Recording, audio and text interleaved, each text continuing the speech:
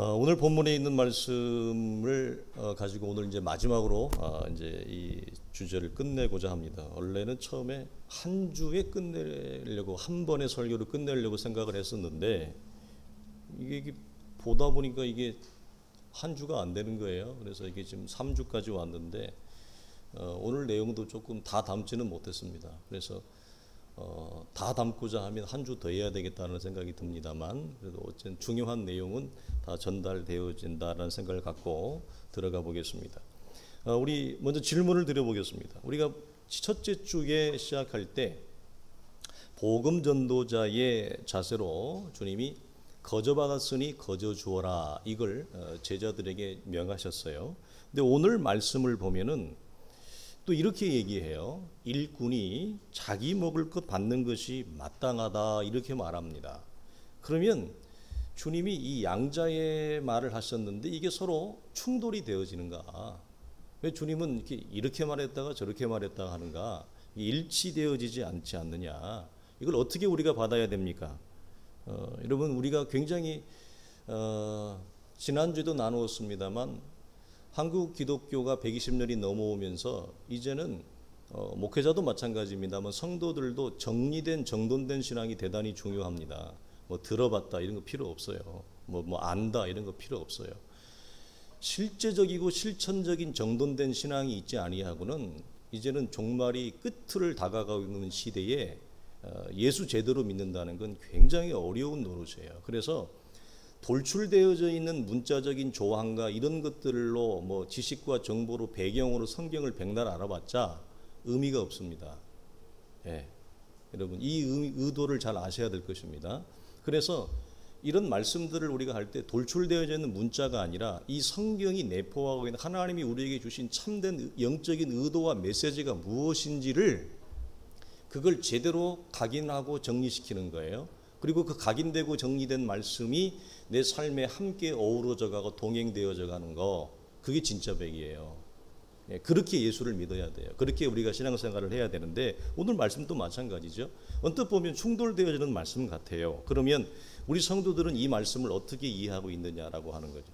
질문을 하면 내가 그거에 답할 수 있는 성경적인 영적인 광맥이 있어야 돼요.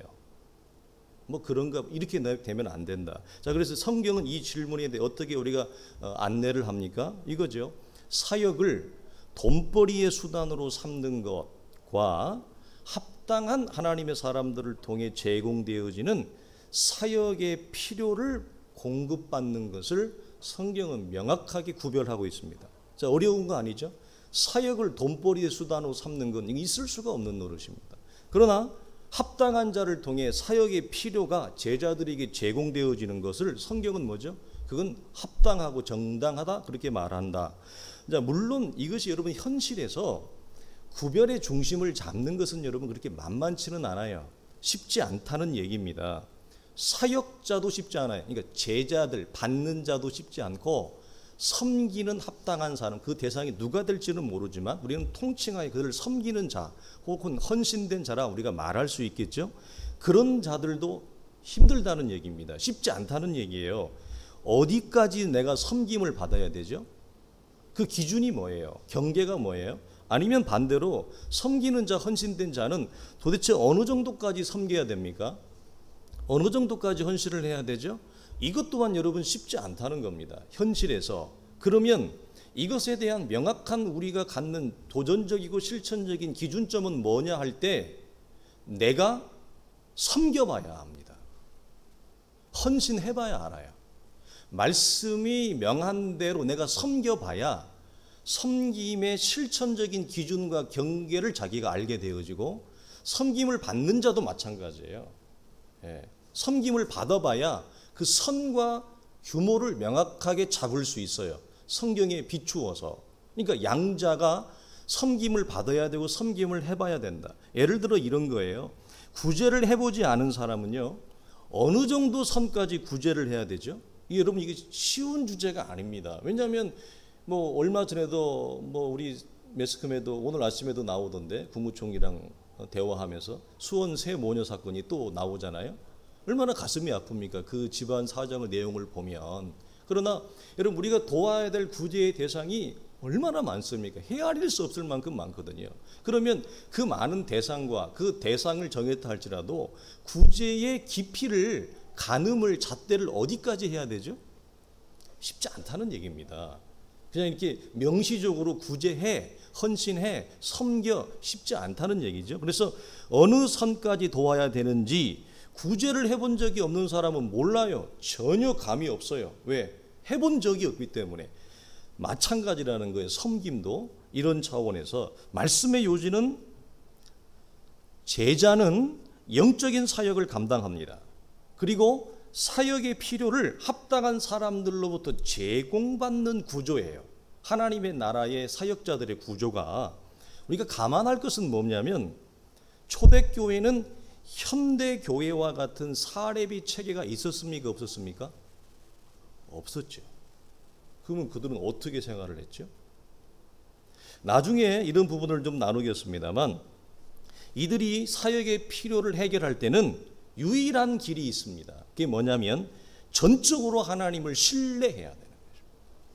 전적으로 하나님을 신뢰하는 것 외에는 방법이 없어요. 그리고 동시에 하나님과 방불하게 신뢰의 대상으로 복음 전도의 현장에 하나님이 놓은 자들이 있어요. 그 누구냐면 합당한 사람들이에요. 이 양자를 놔요. 왜 그렇습니까? 하나님의 공급이 구약의 엘리야처럼 까마귀를 통해 공급되어지는 것이 우리 시대에는 그 까마귀에 해당하는 사람이 누구예요? 합당한 사람이에요. 하나님의 공급이 누구를 통해 제공되어지느냐? 합당한 사람들을 통해 공급되어지기 때문에 하나님을 신뢰함과 합당한 사람을 신뢰함이 나누지 않고 동일하다는 거예요. 이것을 말합니다. 자, 우리가 바울의 예를 좀 보겠습니다. 고린도전서 9장을 보면 이렇게 되어 있어요. 누가 자기 비용으로 군 복무를 하겠느냐? 누가 포도를 심고 그 열매를 먹지 않겠느냐? 누가 양떼를 기르고 그 양떼의 젖을 먹지 않겠느냐?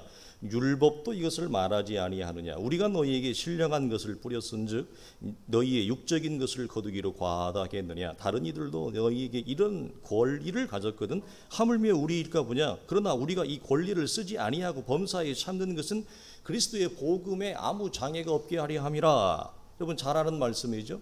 사도가 그의 서신서 몇 곳에서 이러한 내용과 원리를 소개를 하는데 사도는 공식적으로 사례를 요구할 권한이 있음을 밝히고 있습니다. 심지어 구약 율법에도 기록되어져 있다.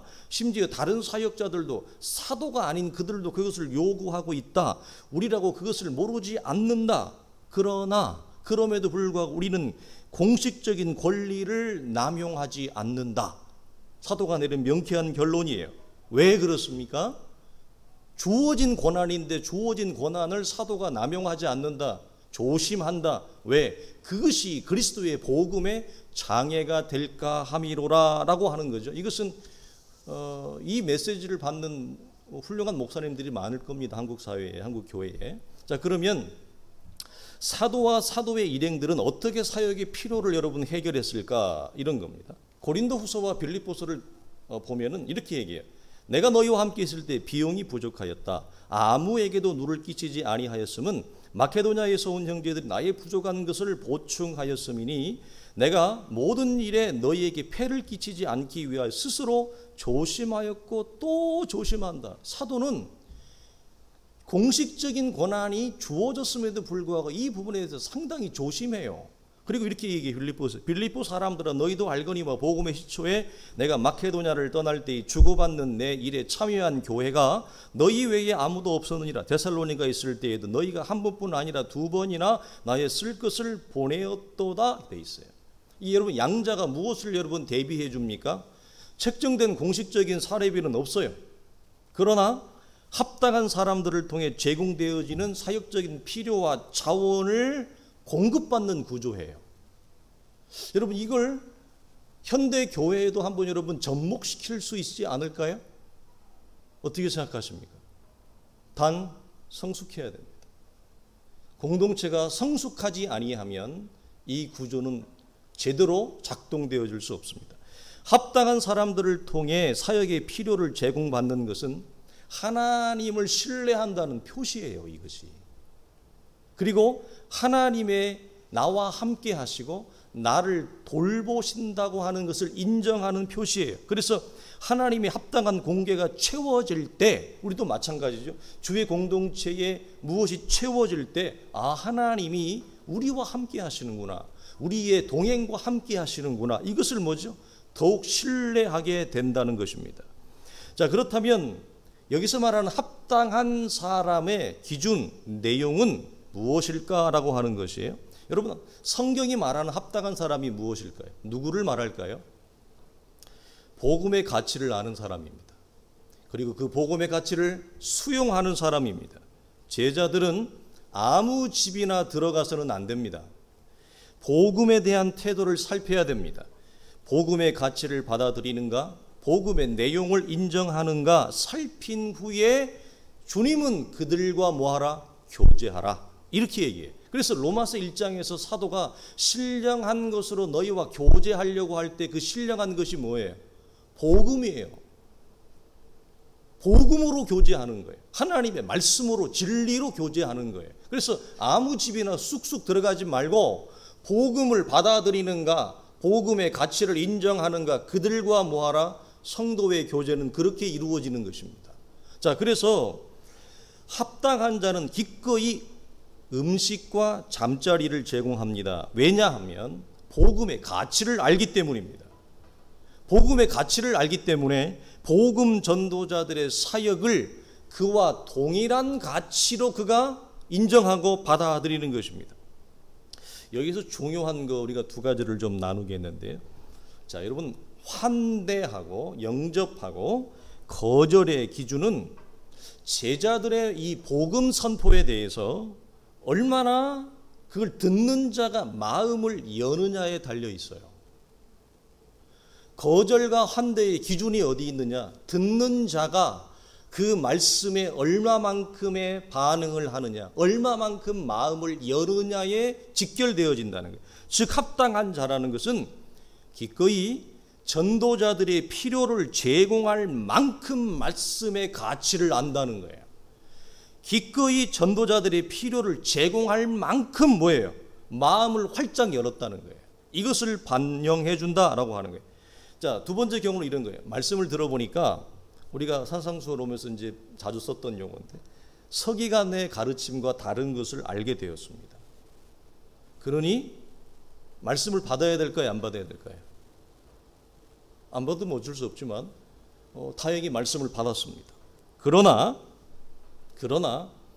제자들을 영접하는 것은 힘들겠습니다. 이렇게 나타내는 것입니다. 여러분, 가능할까요? 가능합니다. 우리 시대에는 얼마든지 이 현상이 일어납니다. 서기관의 가르침과 다른 것을 알게 되었습니다. 그러니 말씀이 좋은 것 같습니다. 그래서 말씀은 받겠습니다, 이겁니다. 그러나 제자들을 영접하는 것까지는 힘들겠습니다. 즉, 그들의 필요를 제공하는 것은 어렵겠습니다. 있을 수 있는 일입니다. 이런 증상이 있을 수 있습니다. 아니면 조금 더 나아가 어떤 사람은 이렇게 반응할 수 있습니다. 아니, 목사님, 그걸 왜 제가 해야 됩니까? 제가 말씀만 받고 은혜만 받으면 되지, 그걸 왜 제가 감당해야 되죠? 아, 바울처럼 자신들이 일해서 충당하면 되지 않습니까? 왜 제가 바울을 좋아하는지 아십니까? 바울은 그래서 제가 바울을 존경하는 겁니다. 이렇게 여러분 말을 하는 겁니다. 그럼 어떻게 생각하십니까? 다 저마다의 주장과 일리가 있고 논리가 있습니다만, 그러나 성경은 그것을 용인하지 않습니다. 성경 그걸 인정하지 않습니다. 무슨 말인가? 우리가 14절을 보면요, 두 가지를 다 써요. 자, 너희를 영접하는 것과 너희의 말을 영접하는 것, 두 가지를 따로 쓰지 않고 뭐죠? 하나로 써요, 성경이. 예수님의 말씀은 받는데 예수님은 영접하지 못한다. 여러분, 가능합니까?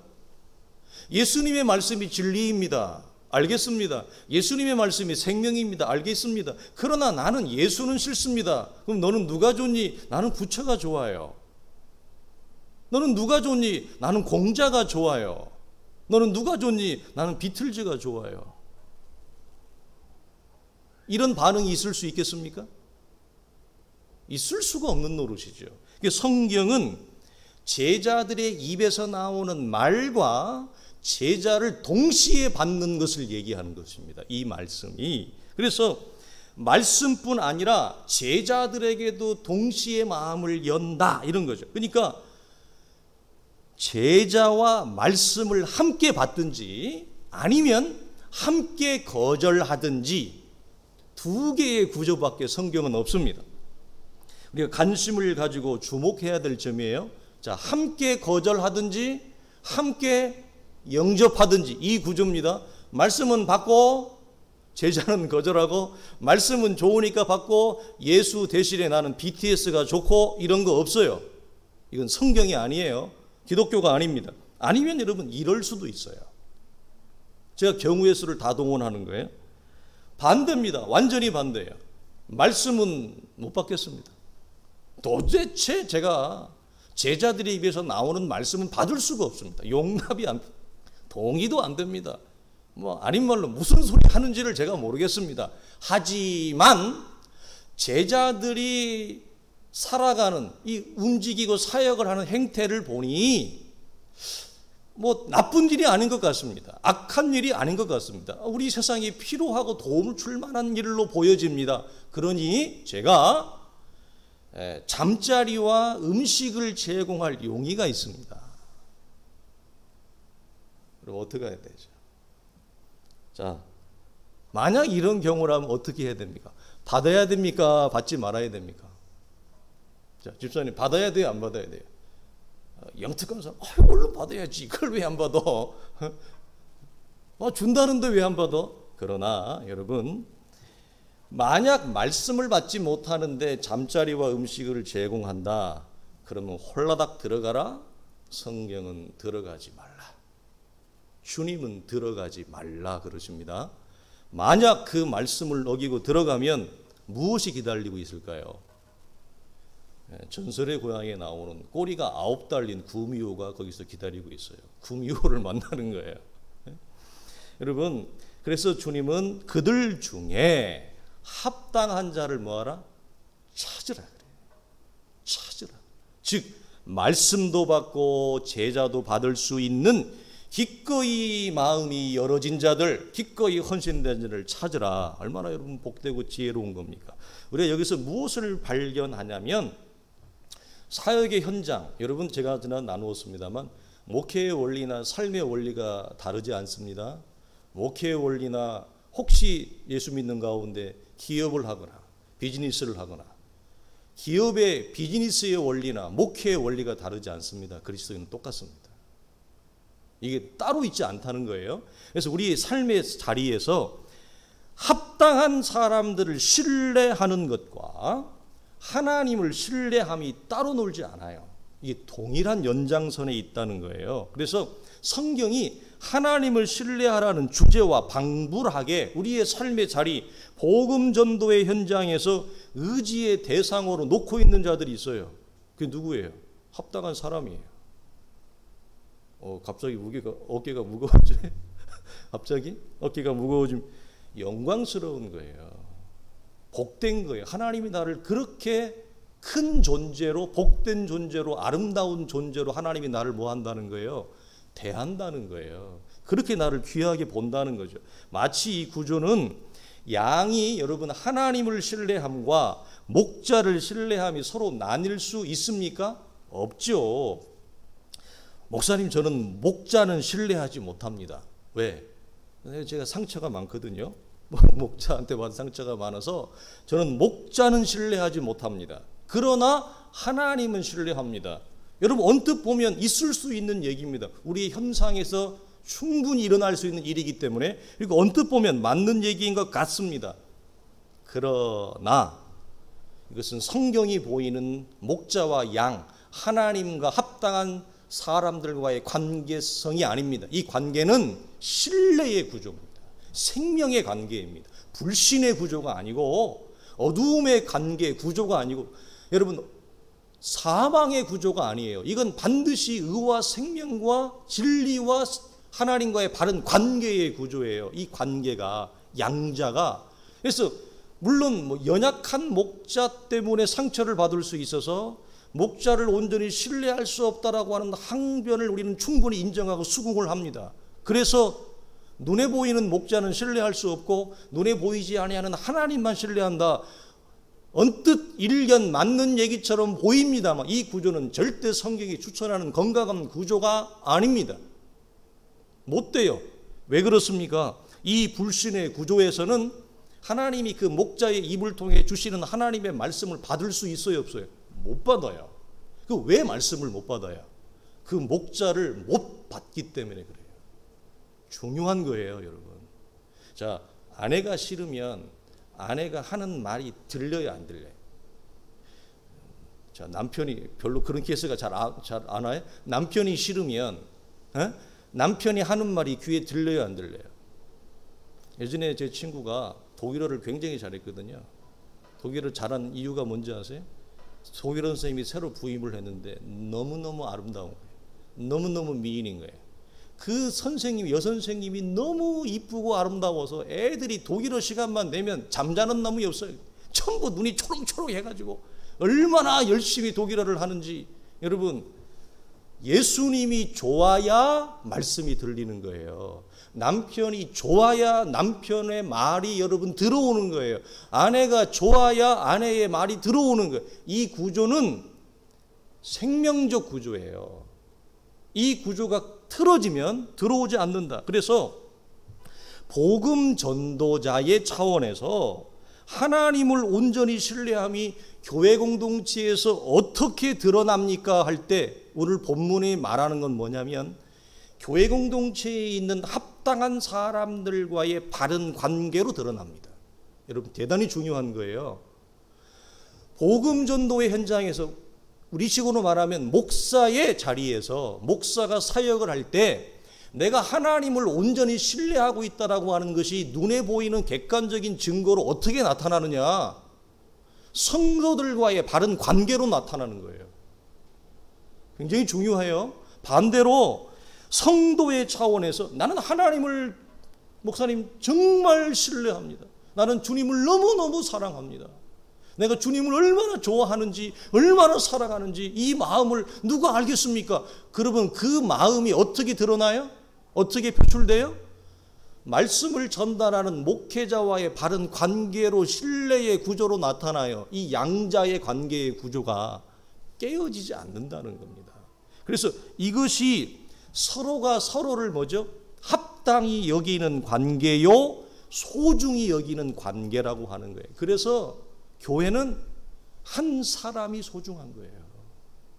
물론 많은 사람도 소중하지만 많은 사람이 되기 위해서는 한 사람 한 사람과의 바른 관계와 한 사람 한 사람과의 소중한 관계가 주어지지 않고는 많은 관계가 열어질 수 없는 거죠. 자, 이것은 무엇으로 발전을 하냐?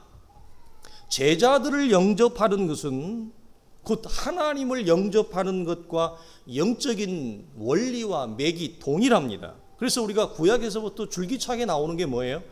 이방인과 나그네에 대한 따뜻한 공개와 호의를 하나님의 자녀가 가지는 거룩한 삶의 미덕으로 보았어요. 이게 여러분 어떤 차원이 있냐면 하나님의 나라가 임한 사람의 특징이에요. 이게 단순히 이게 뭐 이렇게 하면 복을 받더라 이게 아니에요. 이렇게 했으니까 복을 받았더래 이 구조와 재료로 사용하는 것이 아니라 이 내용은 구원이 임하고 하나님의 나라가 내 삶 가운데 임한 사람의 특징이 뭐냐? 영접이에요. 환대예요. 일반 종교 철학에서 윤리와 도덕에서 말하는 복받기 위한 환대가 아니에요. 우리는 그걸 잘못 사용하고 있는 것입니다. 그래서 더 적극적인 차원에서 복음 전도자들에 대한 영접을 주님 뭐라고 얘기합니까? 자, 마태복음 10장에 너희를 영접하는 자는 나를 영접하는 것이요 나를 영접하는 자를 나를 보내신 이를 영접하는 것이니라. 선지자의 이름으로 선지자를 영접하는 자는 선지자의 상을, 의인의 이름으로 의인을 영접하는 자는 의인의 상을, 또 누구든지 제자의 이름으로 이 작은 자 중에 하나에게 냉수 한 그릇이라도 주는 자는 내가 진실로 너희에게 이르노니 그 사람이 결단코 상을 잃지 아니하리라 돼 있어요. 여러분, 이 영접의 구조와 정신이 제일 마지막에 무엇까지 가는지 아세요? 마태복음 25장의 소자의 정신까지 갑니다. 그러니까 이게 하나라는 거예요. 맥이 다 하나예요. 원리가 하나예요. 따로 있지 않다는 거예요. 그러나 안타깝게도 현대 교회는 이 연합의 정신을 잃어가고 있습니다. 왜냐하면 현대 사회가 너무 복잡하고 너무 살기가 이 숨이 차기 때문에 사람들이 이 연합의 정신을, 이 영접의 정신을 잃어가고 있어요. 자신과 이익을 공유하는 사람에게만 호의를 베풉니다. 이런 삶의 방식이 얼마나 자신의 삶에 풍성하고 전혀 기대하지 않았던 하나님의 은혜가 임하는지를 놓치고 산다는 말이에요. 자, 예를 들어 볼게요. 창세기 18장에 아브라함이 지나가는 나그네를 영접하죠. 그러니까 고전적인 사례입니다. 극진히 이들을 환대하는 장면이 나옵니다. 이 영접을 통해 아브라함은 받을 수 없는 후손에 대한 약속을 보장받습니다. 아브라함이 영접한 자들은 사람이 아니라 하나님이었습니다. 창세기 19장 아브라함의 조카 롯이 있죠. 소돔과 고모라의 멸망이 극에 달았습니다. 그 조카 롯을 향해 어떤 두 사람이 향합니다. 조카 롯은 이 사람들을 자기 집으로 영접합니다. 당시 소돔과 고모라의 죄악은 이미 하늘에 닿았기 때문에 동네 사람들이 조카 롯의 집에 들어간 이 두 사람들이 굉장히 성경은 뭐라고 얘기하면 아름답다 그랬어요. 굉장히 잘생겼다 그랬어요. 그러니까 동네의 건달들이 이 사람들을 찾아요. 뭐 하기 위해서? 청년들 뭐 하기 위해 찾았냐면 동성애를 하기 위해 찾았어요. 그 단어가 동성애예요. 동성애가 목사님 그때부터 있었습니까? 그럼요. 동성애자들의 그 말도 안 되는 소리 여러분 귀 기울이지 마십시오. 다 쓸데없는 소리입니다. 동성애는 이미 고대부터 있었습니다. 지금 있는 게 아니에요. 그래서 내가 그들과 동성애하기 위하여 우리가 그들을 좀 봐야 되겠다 내놓으라고 하니까 조카 이 롯이 뭐라고 얘기하냐면 나에게는 남자를 가까이 하지야 남자를 모르는 수처녀인 딸이 둘이 있으니 이들을 내어줄 테니 차라리 이들과 그랬어요. 그런데도 뭐야? 됐어. 여자는 됐어. 남자를 내놔. 그게 이미 창세기부터 있어요. 동성애가. 그러면 지금 말하는 그 사람들은 뭐냐? 여러분 유전학적으로 사람이 파괴된 DNA는 여러분 복구되지 않고 개와 개를 이어갑니다. 의학적으로. 그래서 어느 세대 몇 종에 이르러 전혀 정상적이지 않은 DNA를 가진 자가 오는 거예요. 그게 무엇이에요? 죄악의 결과예요. 그래서 남자인데 여자를 보고 사랑의 감정을 느껴야 되는데 남자가 여자를 보고가 아니라 남자를 보고 여자가 여자를 보고 로마서 1장의 순리를 영리로 쓰는 그 파괴된 DNA의 증상이 나타나는 거예요. 공부를 좀 해보셔야 돼요. 책을 좀 보셔야 돼요. 그래서 여러분 그런데 롯이 끝까지 이들을 지켜냅니다. 이 일을 통해 롯은 소돔과 고모라가 그 멸망받는 시절에 구원을 받습니다. 내셔널 지오그래피에 최근에 방영된 다큐멘터리를 보면은 소돔과 고모라의 지역을 찾아내서 소금 기둥과 불기둥이 임한 자리를 다큐멘터리로 방영을 한 적이 있어요. 여러분 왕하 4장을 보면 수넴을 지날 때마다 엘리사를 관건하여 음식과 거처를 제공하던 여인이 있었죠. 엘리사를 영접한 수넴 여인에게 게하시에게 물었습니다. 이 집에 무엇이 필요한 게 살펴봐라 그랬더니 이 집에 아이 울음소리가 없습니다. 주여 그래 불러라. 내년 이맘때에 너에게 아들을 주겠다. 낳지 못하는 아들을 수넴 여인은 받습니다. 자, 이런 케이스는 조금 전에 말씀드렸듯이 복을 얻어내기 위한 재료로 사용하는 것이 아닙니다. 하나님을 영접함과 하나님의 사람들을 영접하는 것이 뭐하다? 결코 다르지 않다는 거예요. 이것은 하나님의 나라가 임한 자들의 삶의 특징이에요. 누가 하나님의 사람들을 영접하는가? 누가 소자를 영접하는가, 누가 세상에 약하고 연약한 자를 영접하는가 할 때에 하나님을 영접한 사람들만이 하나님의 사람을 영접하고 소자를 영접하고 약한 자를 영접한다 이 말이에요. 이 구조가 동일한 것입니다. 그래서 영접의 정신은 저는 개인적으로 이렇게 부르고 싶어요. 복음의 정신이에요. 영접의 정신은 곧 복음의 정신이다. 왜냐? 근본적으로 복음을 수용하는 원리와 하나님의 사람을 수용하는 원리가 같아요. 가서 묵상을 해보세요. 같습니다. 그래서 인색한 것은 하나님의 나라가 임한 하나님의 사람의 체질과 특징과 전혀 맞지 않습니다. 그 인색한 사람은요, 자기는 검소하게 산다고 생각하지만 그 사람은 믿음으로 사는 게 아니에요. 철저히 육체와 율법을 쫓아가는 삶을 사는 것 뿐이에요. 근데 자기가 자기에게 스스로 기만을 당해서 모를 뿐입니다. 그래서 우리가 나누지만 하나님의 나라가 임한 자들 특징, 오늘 영접의 정신과 여러분 인색함이 어떻게 여러분 같이 이가 맞물립니까? 맞물릴 수가 없대요. 튀어나간다니까요. 복음의 정신과 튀어나가요. 그래서 어쩔 수가 없는 것입니다. 그래서 여러분 저는 이 복음의 정신과 영접의 정신을 같이 놓고 보건다라고 하는 것입니다. 마태복음 25장의 소자의 정신으로 이것이 확대되어진다라고 하는 거예요. 결론적으로 여러분 이 합당한 자들은 주님으로부터 상을 받습니다. 뿐만 아니라 제자들을 통해 선포되어지는 평안의 축복을 누리게 되어져요. 13절에 보면 뭐라고 얘기합니까? 그 집이 이에 합당하면 하나님이 그 제자들의 입을 통해 선포되어지는 샬롬이 임할 것이라 얘기해요. 어떻게 보면 이건 당연한 결과예요. 하나님의 말씀을 수용하고 그 말씀을 전달하는 자들을 영접하는데 어떻게 여러분 그 집에 하나님의 평강이 임하지 아니할 수 있습니까? 우리의 삶에 여러분 샬롬이 깨어지는 이유가 뭡니까? 여러분 한 사람의 삶에, 한 사람의 가정에, 한 교회에, 한 조직과 사회와 나라에 샬롬이 평강이 깨어지고 질서가 깨어지는 이유가 뭡니까? 하나님의 말씀이 그 가운데 없기 때문이 아닙니까? 하나님의 말씀이 임하고 하나님의 말씀을 받는 인생에 어떻게 여러분 샬롬이 임하지 아니할 수 있습니까? 있을 수가 없는 노릇입니다. 여러분 이 샬롬은 단순한 거칠애식 인사가 아니라는 거예요. 이스라엘은 만나면 샬롬이라고 하는 인사법을 나누니까 그냥 단순한 기독교식 인사라고 여러분들이 간주하면 곤란하다라는 거예요. 그럼 뭐냐 이게? 하나님의 평강이 머물고 있는 사람들의 발걸음이 임하는 곳에 그들이 말씀과 말씀을 전달하는 자를 영접한 결과로 그들이 하나님 앞에 기도를 합니다. 오늘 주님이 그렇게 말하고죠. 너희를 영접한 자들의 집에 들어갈 때에 반드시 샬롬을 선포해라. 반드시 평강을 선포해라.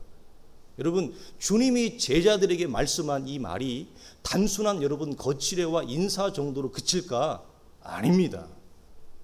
반드시 그 안에 어둠을 물러내고 샬롬을 가져오지 못하는 구조들을 깨버려요. 그게 하나님이에요. 그게 하나님의 말씀의 권세와 능력이에요. 그래서 제자들 속에 이미 무엇이 임했죠? 말씀을 받은 제자들 속에 말씀이 있는 곳에 하나님의 샬롬이 임하는 거예요. 말씀과 샬롬은 하나입니다. 말씀이 없는데 샬롬이 있다. 이건 위장된 평화지 성경이 말하는 샬롬이 아니에요. 말씀이 없으면 여러분 사망이에요. 어두움이에요. 그러니까 제자들이 말씀을 받았기 때문에 그 안에 이미 하나님의 나라가 임했고 하나님의 샬롬이 그들 가운데 지배하고 있어요. 하나님의 나라와 평강이 임하고 지배를 하고 있는 자들의 발걸음이 그 집의 문턱을 넘어갈 때에 유월절의 원리처럼 사망의 원리가 사라지고 생명의 원리가 임하는 축복이 뭐죠? 샬롬을 선포하는 거예요. 저는 누구든지 특별히 우리 성도들의 신방을 가면 문턱을 넘어갈 때 반드시 이 기도를 합니다. 안 하는 것 같아도 다 해요. 표시만 않을 뿐이지. 그래서 여러분 이 샬롬은 하나님의 평강이 머물고 있는 사람들의 기도요 축복이요 그 대상과 집에 하나님의 샬롬이 임하게 되는 권세가 임해요. 여러분 이걸 쉽게 가볍게 보지 말라는 것입니다. 자, 이걸 이사야는 이렇게 얘기합니다. 비와 눈이 하늘로부터 내려서 그리로 되돌아가지 아니하고 땅을 적셔 소출이 나게 하며 싹이 나게 하여 파종하는 자에게 종자를 주며 먹는 자에게는 양식을 줌과 같이 내 입에서 나가는 말도 이와 같이 헛되이 내게로 되돌아오지 아니하고 나의 기뻐하는 뜻을 이루며 내가 보낸 일에 형통함이니라. 무슨 말입니까? 이 말씀을 받을 자는 받으세요. 여러분 복음이 들어오고 신앙 고백이 우리 속에 이루어지고 난 다음에 하나님은 매우 인격적이어서 매우 친절하신 분이어서 내가 하나님의 메시지를 거절하면 튀어나옵니다. 하나님의 역사는 이루어지지 않습니다. 아이고 목사님 무슨 그런 일이 있어요. 하나님의 역사가 이루어지지 않아요. 내게 임한 말씀의 아무런 성취, 말씀이 형통되어, 이 형통이 우리가 지난주에 나누었어요. 이 형통이 뭐라고 그랬어요? 요셉이 감옥에 갇혔는데 형통했다고 그랬어요. 그 형통이 뭐예요? 그냥 잘 되는 게 형통이에요? 아니에요. 성경이 말하는 형통은 하나님이 전달되어진 말씀이 이 현실 세계에 임해서 요셉의 삶에 하나님이 계획하신 삶의 목적, 부르심의 목적이 이루어지는 거예요. 그게 형통이에요. 그래서 여기 뭐라고 얘기해요? 되돌아오지 아니하고 나의 기뻐하는 뜻을 이루며 내가 보낸 일에 형통하리라. 무슨 말입니까? 하나님의 말씀이 나간 목적, 하나님의 말씀이 위에로부터 떨어진 목적이 이루어진다는 거예요. 성취가 된다는 거예요. 성경은 하나님의 사람들의 입을 통해 전달되어지는 메시지가 아무런 결과도 없이 아무런 유효한 효과도 없이 부두수표같이 사용되지 않습니다. 그러므로 말씀을 들을 때에 하나님의 말씀을 부도수표같이 받으면 안 돼요. 공수표같이 받으면 안 돼요. 그러면 아무 일도 안 일어나요, 내 삶에. 하나님의 말씀은 반드시 유효한 결과를 냅니다. 하나님의 말씀은 반드시 성취를 이룹니다. 하나님의 말씀은 반드시 목적과 그의 기뻐하시는 뜻이 있어요. 그걸 내가 아멘으로 받을 때 합당하게 영접한다, 내가 수용한다, 복음을 받아들일 때 그 말씀은 내 안에 와서 하나님의 위대한 일을 이루시는 거예요. 그게 형통이란 말이에요. 우리는 말씀이 홍수 같은 시대에 살고 있기 때문에 좋은 말씀을 전하는 목회자들이 너무 많기 때문에 요즘은 말씀을 들어도 말씀을 가볍게 여기고 뭐 그런가 보지 하고 말씀이 좋은가 보네 하고 쑥쑥쑥 넘어가는데 이렇게 쑥쑥쑥 그냥 넘어가는 말씀은 전부 다 무슨 수표예요? 부도수표예요. 그건 내 안에 아무런 역사가 안 일어나요. 말씀을 영접해야 돼요. 이 영접의 정신이 곧 뭐라고요? 복음의 정신이에요. 복음과 영접은 하나라니까요. 그러면 그 말씀을 내가 그렇게 영접하고 받으면 하나님이 내 안에 들어온 말씀의 거룩한 목적을 이룬단 말이에요. 그래서 말씀은 그렇게 할 만한 충분한 독자적인 영적 권위와 권세를 가지고 있어요. 그래서 에베소 교회에도 사도가 주의 교회를 떠나면서 주의 교회를 누구한테 부탁해요? 내가 말씀께 부탁하노니. 하나님의 말씀은 곧 하나님이시라. 그만큼 중요한 것입니다. 그래서 기독교는 하나님의 말씀 외에는 논할 것이 없어요. 말할 것이 없어요. 처음과 끝이 다 하나님의 말씀이에요. 하나님의 진리 외에는 없어요.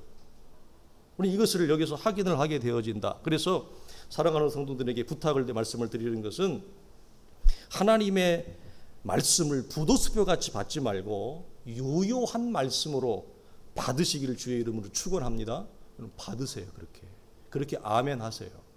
굉장히 중요한 거예요. 우리의 삶에. 그래서 사람의 입을 통해 전달되어지지만 그 말씀에 하나님의 권위가 주어질 때 그 말씀은 말씀의 목적을 반드시 이루고 성취한다라는 거예요. 근데 이것은 성경이 말하는 대로 받는 자만이 누리는 결과물이에요. 여러분 이 말씀 뒷부분에 가면 이렇게 얘기합니다. 그리고 하나 부탁하죠. 그 집을 너희가 떠날 때까지 그 합당한 자들의 공개를 받은 집을 뭐라고 그랬어요? 떠나지 말라. 옮기지 말라 그랬어요. 이게 무슨 말이에요? 여기까지만 하고 우리가 마치겠습니다. 어떤 이제 A라고 하는 집사님이 말씀을 받았어요. 말씀 받고 제자도 받아서 자기 집에 이렇게 영접을 했어요. 근데 합당한 게 말씀을 받은 사람이 그 A라고 하는 사람 한 사람만 있으면 문제가 없는데 B도 있고 C도 있어요. 근데 나중에 B가 되고 C가 되는 사람이 와서 이렇게 하는 거예요. 베드로 사도님, 저 A라고 하는 집에 가셨는데요. 너무 불편하지 않습니까? 집이 너무 좁은데요. 음식도 별로인 것 같은데 우리 집으로 오시죠. 우리 집은 평수도 넓고 우리 집은 음식도 훨씬 더 좋은 걸로 줄 수 있습니다. 오실래요? 할 때 뭐 하라는 얘기예요? 쳐다도 보지 마. 쳐다도 보지 마. 가지 마. 사역을 하고 있는데 저쪽 교회에서 사례비를 2배를 준대요. 더블로 준대요. 따따블로 준대요. 가라? 쳐다도 보지 마. 네가 그 집에 들어간 목적이 이룰 때까지 거기 머물라. 에? 오늘날의 사역자들이 굉장히 가슴에 새길 일이에요. 나를 통해 하나님이 여기에 세우신 일의 목적이 완수가 되어질 때까지 거기 있어. 다른 거 쳐다보지 마. 너 오라고 해도 가지 마. 이 말이에요. 굉장히 우리에게 필요한 말씀이죠. 그래서 사역자가 하나님만을 신뢰하고 사역을 해야 되는데 하나님이 이 땅에서의 사역이 녹록지 않으니 그 사역의 길에 하나님이 인생의 사역의 동반자로 세워놓은 사람들이 누구예요? 진리를 받을 수 있는 합당한 사람들을 복음의 사역의 현장에 세워놔 그들과 함께 그들과 서로 존중히 여기며 서로 신뢰하며 서로 의지하며 이 땅에서의 사역을 이루어내라고 주신 선물이에요. 여러분의 남편은 여러분의 선물입니다. 여러분의 아내는 여러분의 선물입니다. 자식이 선물이죠. 목자도 선물입니다. 목자에게 양도 선물입니다. 선물은 여기서 말하는 거저 왔다는 겁니다. 하나님의 은혜인 걸 알고 감사히 여기고 소중히 여기고 우리에게 주어진 일을 하나님 앞에 신실하게 감당하는 우리 모두가 되어지기를 주의 이름으로 간절히 축원합니다. 기도하겠습니다. 하나님 아버지 감사합니다. 이 아침에도 우리를 불러 하나님의 말씀을 듣게 하시니 감사합니다. 거룩하신 아버지 하나님, 하나님의 말씀이 우리에게 펼쳐질 때마다 하나님의 말씀이 우리 속에 아우러 전달되어질 때마다 그 소리가 우리 속에 퍼질 때마다 우리 안에 있는 사망, 우리 안에 있는 죄악의 습관, 죄의 습성, 하나님을 대적하며 말씀을 받지 못하게 하는 모든 우리의 불신과 우리의 모든 어두운 요소들이 하나님의 성령과 말씀의 권세 앞에 사라지게 하시고 하나님의 말씀 그대로, 액면 그대로, 순전함 그대로, 깨끗함 그대로 말씀을 받아 그 말씀을 받는 자의 삶에 그 말씀의 거룩한 목적이 이루어지며 성취가 되어지는 복된 성도들의 삶이 주의 거룩한 교회가 되어질 수 있도록 우리 하나님 함께 하시고 동행하시고 축복하여 주옵소서. 우리 주 예수 그리스도의 이름으로 간절히 기도하옵나이다. 아멘.